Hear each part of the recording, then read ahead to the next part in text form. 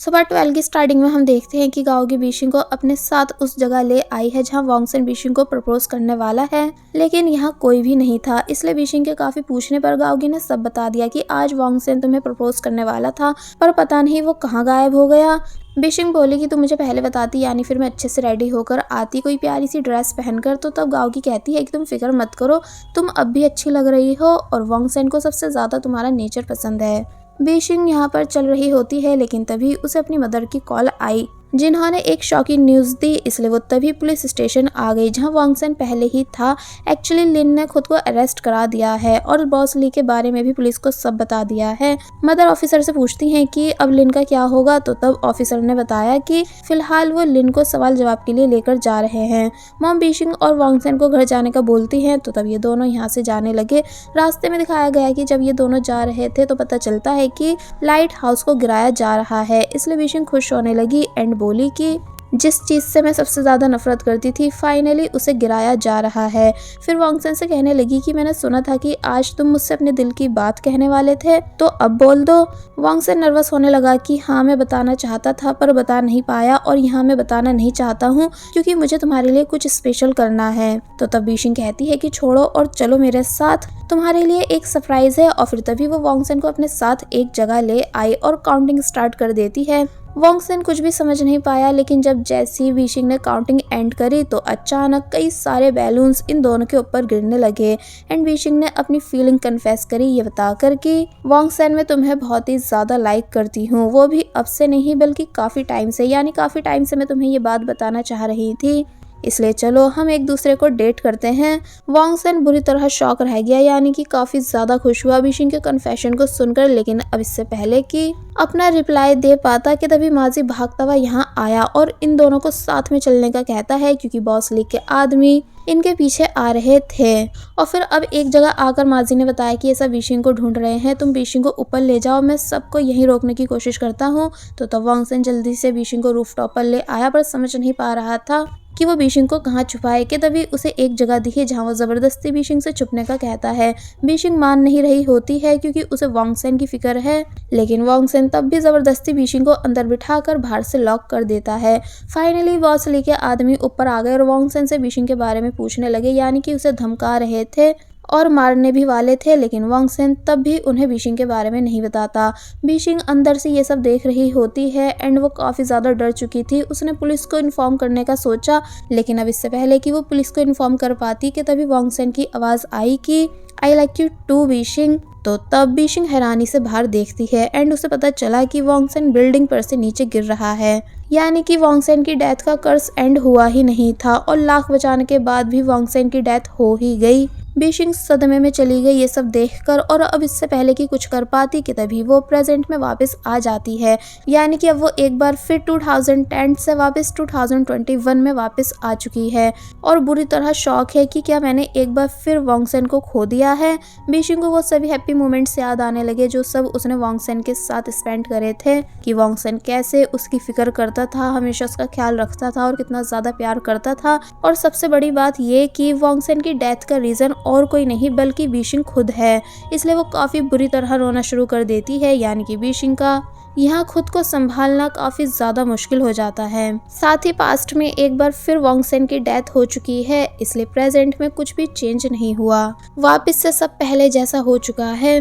अब वो अपने भाई के पास आई और पूछने लगी कि मेरे कॉलेज एंट्रेंस एग्जाम वाले डे क्या हुआ था। तो तब पहले तो लिन घबराने लगता है कि तुम अचानक ऐसा क्वेश्चन क्यों कर रही हो, मगर फिर बताता है कि एक्चुअली उस टाइम में बड़ी प्रॉब्लम में था, मैंने कुछ लोगों से पैसे उधार ले रखे थे जो कि काफी ज्यादा डेंजरस थे।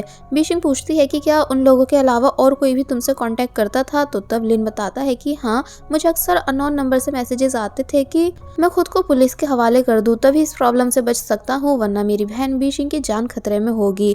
और जब कॉलेज एंट्रेंस एग्जाम डे था तो तब उस अननोन नंबर वाले ने मुझे लाइट हाउस के पास बुलाया था। मैं वहां चला गया था, लेकिन जब मैंने वहां देखा था कि कैसे तुम्हारे स्कूल के एक स्टूडेंट को लाइट हाउस पर से नीचे धक्का दिया जा रहा है, तो तब मैं बुरी तरह शॉक रह गया था इस नज़ारे को देखकर। और फिर बस तभी उस दिन से मुझे रियलाइज़ हुआ कि फैमिली कितनी ज़्यादा इंपॉर्टेंट होती है। बीशिंग रोना शुरू कर देती है ये सब सुनकर, इसलिए बोली कि लेकिन वॉन्गसेन ही क्यों। जिसके साथ इतना बुरा हुआ और फिर तभी वो अपने रूम में आकर काफी ज्यादा रोने लगी। बीशिंग ने वापस से टाइम ट्रैवल करने के लिए मैसेजेस को डिलीट करना चाहा, लेकिन अब सभी मैसेजेस भी खत्म हो चुके थे। इसलिए वो और ज्यादा परेशान हो जाती है कि अब भला मैं वांग सेन को कैसे बचाऊंगी, यानी कि काश मैं उसे बचा पाती। बाय द वे बीशिंग को रोते रोते सुबह हो जाती है एंड जब उसकी मॉम रूम में आई तो उन्हें लगा कि बीशिंग ज़ैन्यू से शादी टूट जाने की वजह से इतनी ज्यादा उदास है। वेला बीशिंग वांग सेन की याद में उसी जगह आती है जहाँ कभी लाइट हाउस हुआ करता था और तभी अचानक बीशिंग को ऐसा फील हुआ कि जैसे रूफ टॉप पर वांग सेन है। इसलिए वो तभी अंदर गई और रिक्वेस्ट करने लगी कि प्लीज मुझे ऊपर जाने दो, लेकिन आज ये जगह बंद थी जिस वजह से बीशिंग को रोका जा रहा था। बीशिंग बहुत ही ज्यादा रिक्वेस्ट करती है, फिर वहीं बैठकर वांग सेन की याद में बुरी तरह रोने लगी क्योंकि बीशिंग वांग सेन को बहुत ही ज्यादा पसंद करने लगी थी, जिस वजह से इस बात को वो बिल्कुल भी एक्सेप्ट नहीं कर पा रही है कि वांग सेन की डेथ उसे बचाने के चक्कर में हुई थी। थोड़ी बहुत देर के बाद बीशिंग की मॉम भी यहाँ आ जाती हैं बीशिंग को अपने साथ घर ले जाने के लिए और फिर काफ़ी बातें भी समझाने लगी कि तुम फिक्र मत करो, एक दिन सब ठीक हो जाएगा। एक्चुअली उन्हें अभी तक यही लग रहा है कि बीशिंग ज़ैन्यू की वजह से उदास है। लेकिन जब ये दोनों यहाँ से जा रही थी कि तभी अचानक मॉम के पैर में एक प्रॉब्लम आई जिस वजह से उनसे बिल्कुल भी चला नहीं गया। अब हमें दिखाया जाता है कि बीशिंग की मॉम को जब हॉस्पिटल लाया जाता है तो तब डॉक्टर बताते हैं कि उनके लेग में थोड़ी सी प्रॉब्लम आ रही है जिसका छोटा सा ऑपरेशन होगा। तो ये सुन बीशिंग अपनी मॉम के लिए काफ़ी ज़्यादा परेशान होने लग जाती है। नेक्स्ट सीन में हम देखते हैं कि बीशिंग आज वांग सेन के घर के बाहर आई है, लेकिन यहाँ आकर पता चला कि अब वांग सेन के पेरेंट्स यहाँ रहते ही नहीं हैं एंड जो लेडी रहती हैं उनसे जब बीशिंग पूछती है कि क्या आपके पास पुराने हाउस ओनर का नंबर है तो तब वो बताती हैं कि नहीं, क्योंकि ये घर काफ़ी बार बिका है इसलिए हमारे पास कोई भी इन्फॉर्मेशन नहीं है। बीशिंग उदास हो गई और जब यहाँ से जाने लगी कि तभी उसे गाओगी आती हुई दिखी जो कि कुछ पेंटिंग्स लेकर जा रही है। बीशिंग गाओगी को देखकर काफी ज्यादा खुश हो जाती है तो वहीं गाओगी भी सरप्राइज थी कि बीशिंग उसे अभी तक याद कैसे है, क्योंकि टाइम ट्रैवल से पहले ये दोनों दोस्त नहीं थी, बस एक दूसरे को एज ए स्कूलमेट जानती थी। इसलिए जब दोनों बातें करते हुए चलने लगी तो तब गाओगी यही सब बताती है कि मुझे तो यकीन ही नहीं आ रहा है कि मैं तुम्हें अभी तक याद हूँ। बाय द वे गाओगी एक फेमस पेंटर है जो कि वो हमेशा से बनना चाहती थी। बीशिंग कहती है कि तुम टॉप स्टूडेंट थी इसलिए मैं तुम्हें ऐसे कैसे भूल सकती हूँ और फिर वो गाओगी से वांग सेन का जिक्र करने लगी। तो तब गाओगी और ज्यादा हैरान हुई कि क्या तुम वांग सेन को भी जानती थी, जबकि उसकी फीमेल फ्रेंड में बस मैं ही एक उसकी फीमेल फ्रेंड थी। बीशिंग कहती है कि वांग सेन इतना ज़्यादा ग्रेट था कि कोई भी उसे भूल कैसे सकता है। फिर पूछती है कि क्या सच में वांग सेन की डेथ लाइट हाउस की वजह से हुई थी, क्या तुम्हें इस बारे में कुछ पता है कि उस दिन क्या हुआ था। तो तब गाओगी उदास होकर बताती है कि सभी लोग बस यही जानते हैं कि वांग सेन लाइट हाउस पर से गिर गया था, जैसे कि उसने सुसाइड करी हो, जबकि सच्चाई क्या है ये किसी को भी नहीं पता। जब सभी को वांग सेन की डेथ का पता चला तो तब उसके पेरेंट्स इतने ज्यादा टूट गए थे कि वो यहाँ से घर बेचकर हमेशा के लिए अफ्रीका शिफ्ट हो गए। बीशिंग चुप हो जाती है इन सभी बातों को सुनकर और अब क्योंकि गाओगी कोई इंपॉर्टेंट काम से जाना था, साथ ही उसे बीशिंग से मिलकर अच्छा भी लगा था, इसलिए वो बीशिंग को अपनी पेंटिंग एग्जीबिशन के लिए इन्वाइट करके जाती है, जो सुनकर बीशिंग खुश होने लगी और बोली कि हाँ मैं जरूर आऊंगी। वेल अब नेक्स्ट सीन में हमें चाओ को दिखाया जाता है जो कि एक फेमस एक्टर बन चुका है, जो वो हमेशा से बनना चाहता था। उसे अपनी फैंस की भीड़ में बीशिंग दिखती है जिसे देखकर वो खुश हो गया और फिर अब ये दोनों बैठकर पुरानी बातें करने लगे कि जब ये दोनों एक ही क्लास में थे तो तब कितना ज़्यादा एंजॉय करते थे। लेकिन जब यहाँ बीशिंग कुछ ऐसी बातें बताती है जो बीशिंग को चाओ के बारे में टाइम ट्रैवल से पहले पता नहीं थी, तो तब चाओ काफ़ी हैरान हुआ कि तुम्हें ये सब कैसे पता। बीशिंग बोली कि अगर मैं तुम्हें बताऊं कि मैं टाइम ट्रैवल करके आई हूं तो क्या तुम मेरी बातों पर बिलीव करोगे। तो ये सुन पहले तो चाओ हैरान होता है, फिर कहता है कि हाँ बिल्कुल, क्योंकि मैं मिस्टीरियस चीज़ों के बारे में आज भी पढ़ता रहता हूँ एंड मैंने टाइम ट्रैवल के बारे में भी काफ़ी कुछ रीड कर रखा है, इसलिए ऑब्वियसली मैं तुम्हारा बिलीव करूंगा।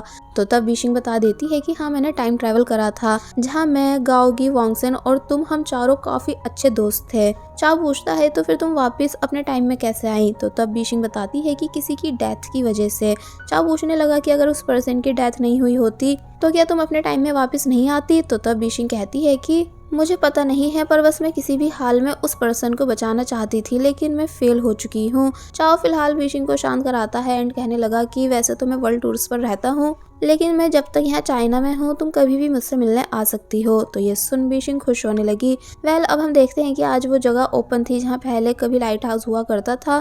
इसलिए बीशिंग वांगसेन की याद में यहाँ आई हुई है। लेकिन जब वो यहाँ से जा रही थी कि तभी उससे गलती से अपना पुराना मोबाइल टूट गया, जिसकी हेल्प से वो टाइम ट्रैवल कर पाती थी। इसलिए बीशिंग और ज्यादा रोने लगी कि मैं वांगसेन से रिलेटेड हर चीज से दूर होती जा रही हूँ। साथ ही वांगसेन, मैं तुम्हें बहुत ही ज्यादा मिस भी कर रही हूँ, काश हम दोनों साथ में होते। अब हमें नेक्स्ट डे दिखाया जाता है कि कैसे बीशिंग अपने वर्क प्लेस आई है, यानी कि जू में, जहाँ से उसे फायर कर दिया गया था। लेकिन अब वो अपने बॉस को सॉरी कर रही है कि वो उसे लास्ट चांस दे दें।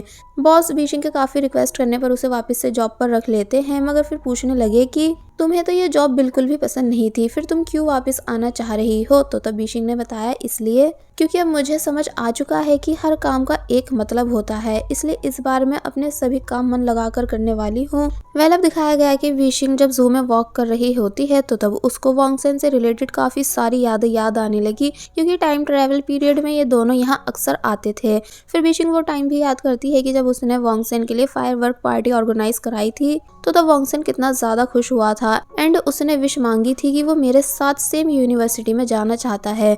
बीशिंग बस ये सभी बातें याद करती रहती है और बस वांगसेन को मिस करती गई। अब नेक्स्ट सीन में हम माजी को देखते हैं, जो कि रिपेयर शॉप पर जॉब करता है एंड अब उसने अपने सभी बुरे काम छोड़ दिए हैं वांगसेन की डेथ के बाद से, क्योंकि टाइम ट्रैवल से पहले भी वांगसेन और माजी अच्छे दोस्त बन गए थे। कि तभी यहाँ जेनियो आया अपनी कार रिपेयर कराने और फिर तभी माजी को अपनी कार की देकर यहाँ से चला गया। नेक्स्ट सीन में हमें दिखाया जाता है कि बीशिंग कुछ काम कर रही थी कि तभी उसे बॉस आकर एक बार फिर डांटने लगे, क्योंकि इनके जू का एक बोलने वाला पैरट गायब हो चुका है। बॉस कहते हैं कि तुमने तो कहा था कि इस बार तुम मन लगाकर काम करोगी। तो तब पहले बीशिंग सॉरी करती है, फिर कहने लगी कि आप फिक्र मत कीजिए, मैं सेम वही वाला दूसरा पैरट मार्केट से बाय कर लाऊंगी, क्योंकि जब गलती मेरी है तो इसे ठीक भी मैं ही करना चाहती हूँ। अब हमें दिखाया जाता है कि वो मार्केट आ चुकी है एंड उसे सेम जू वाला जैसा पैरट भी मिल गया, लेकिन ये ज्यादा बोलता नहीं था। बीशिंग बताने लगी कि हमारा जू वाला parrot her time I like you कहता था, जिस वजह से वो सभी पैरट से यूनिक था। तो तब अंकल कहने लगे कि इस पैरट को ये वाली लाइन सिखाने में 1 साल से भी ज्यादा लग सकता है। कि तभी हम यहाँ माजी को देखते हैं, जिसके सामने भी सेम वही पैरट था जो कि बीशिंग को चाहिए। एक्चुअली ये जू वाला पैरट ही है जो कि माजी ने चुरा लिया है, पर उसने ऐसा क्यों करा ये हमें फ्लैशबैक में दिखाया गया। एक्चुअली माजी वांगसेन के साथ जू में इस पैरट से अक्सर मिलने आता रहता था, क्योंकि वांगसेन ने ही इस पैरट को आई लाइक यू बोलना सिखाया था। क्योंकि वांगसेन बीशिंग को अपनी फीलिंग्स नहीं बता पाता था, इसलिए पैरट के सामने इसी लाइन को बोल बोल कर उसने पैरट को ये लाइन सिखा दी थी। एंड अब क्योंकि वांगसेन ने माजी को भी बीशिंग के बारे में बता रखा था कि वो एक लड़की को सीक्रेटली काफी ज्यादा लाइक करता है, तो तभी इसलिए माजी वांगसेन को समझाता रहता था कि अगर तुम उस लड़की यानी बीशिंग को इतना ज्यादा पसंद करते हो तो तुम्हें उसे अपनी फीलिंग्स बता देनी चाहिए। तो तब वांगसेन कहता है कि नहीं, मैं नहीं बता सकता हूँ, क्योंकि वो किसी और लड़के यानी कि जेनियो को पसंद करती है। तो तब माजी चुप हो गया था। अब दिखाया गया कि प्रेजेंट में वो उस पैरट को लेकर यहाँ से जा रहा है, जिसको पीछे से बीशिंग देख भी लेती है कि ये तो वही सेम जू वाला पैरट है। पर यहाँ वो माजी का फेस नहीं देख पाई कि ये पर्सन और कोई नहीं बल्कि माजी है जिसके पास वो पैरट है। और बस फिर इसी सीन के साथ ये पार्ट यहीं पर एंड हो जाता है। There was a time when you had me falling to the ground. For next part, please subscribe my channel and hit the bell icon.